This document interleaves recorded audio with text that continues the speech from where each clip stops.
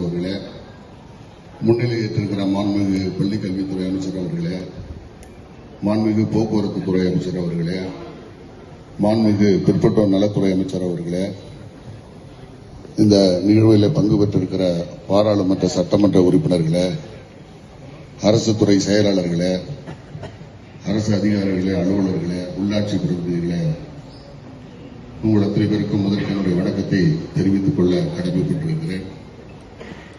பட்டுக்கோட்டை தொகுதிக்கு உட்பட்ட பட்டுக்கோட்டை நகராட்சியிலே நம்முடைய அரசு பொறுப்பேற்றதற்கு பின்னால் மாண்புமிகு அமைச்சர்கள் தலைமையேற்று ஏறத்தாழ 20 கோடி ரூபாயிலே ஒரு பேருந்து நிலையம் கட்டி முடிக்கப்பட்டு தற்போது திறப்பு விழா காண இருக்கிறது. அந்த பேருந்து நிலையம் நமக்கு இருக்கக்கூடிய சொந்த இடம், நகராட்சிக்கு சொந்தமான இடத்திலே கட்டப்பட்டிருப்பதால் சாலை வசதி அமைச்சர்கள் பார்த்தீர்கள், ஒரு வாய்க்கால் கரையோரம் தான் நமக்கு அதுக்கான அப்ரோச் ரோடு இன்றைக்கு இருக்கிறது.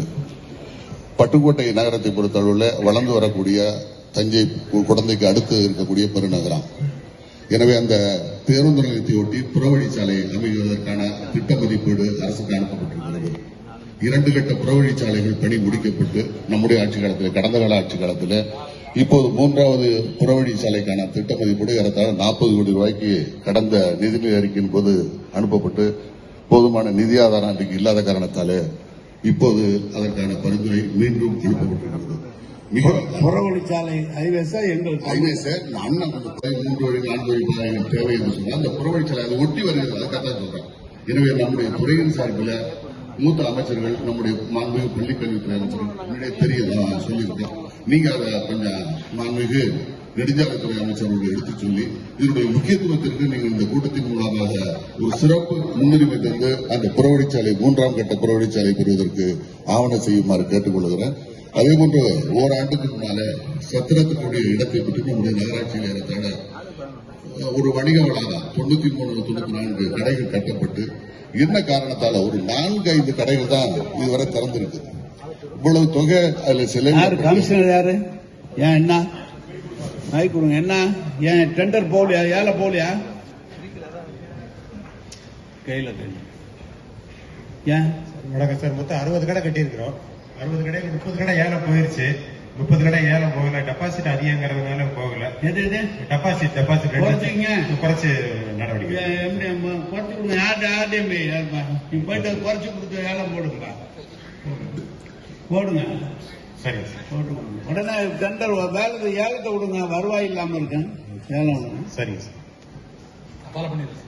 மதுரை நகராட்சி புதுசாக நான் பொறுப்பேற்று இப்போது அறிவிக்கப்பட்ட நகராட்சி தற்போது கழிவுநீர் சுத்திகரிப்பு நிலையம் அமைவதற்கான அந்த பணிகள் தொடங்கி இருக்கிற ஒரு சூழ்நிலையில அந்த கழிவுநீரை வெளியேறுகிற அந்த பகுதி மக்கள், கரையோரத்தில் மீனவ மக்கள் அதிகம் வசிக்கக்கூடிய பகுதி அந்த பகுதி, இக்கழிவு நீரை சுத்திகரித்தால் கூட எங்களுக்கு அது இடையூறு, அதிலிருந்து நாட்டவர் என்று சொல்லி தற்போது அந்த பணிகளை நிறுத்தி வைத்திருக்கிறார்கள்.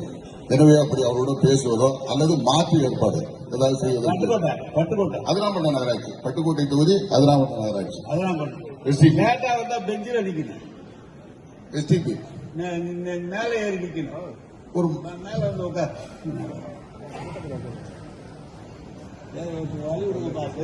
அப்படி அந்த மீனவ பகுதி அவங்க திருப்தி அடையலன்னா பக்கத்துல ஒரு 2-3 கிலோமீட்டர்ல நமக்கு மகாராஷ்டிரம் தரத்தினுடைய காட்டாறு, அதுலதான் நம்ம பட்டுக்கோட்டை கழிவு நீரை சுத்திகரித்து விடப்படும்.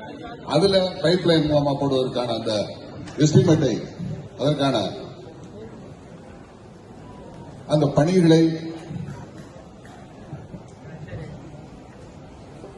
வாய்ப்பு இருக்குமானால் அந்த மீனவர்களுக்கு இடையூறு இல்லாமல் பக்கத்திலே ஓடக்கூடிய அந்த காட்டாற்றிலே விடுவதற்குரிய அந்த மதிப்பீடு கொஞ்சம் கூட இருந்தா கூட நம்முடைய நிர்வாகத்துறை சொல்லிட்டீங்க. பார்த்து நன்றி.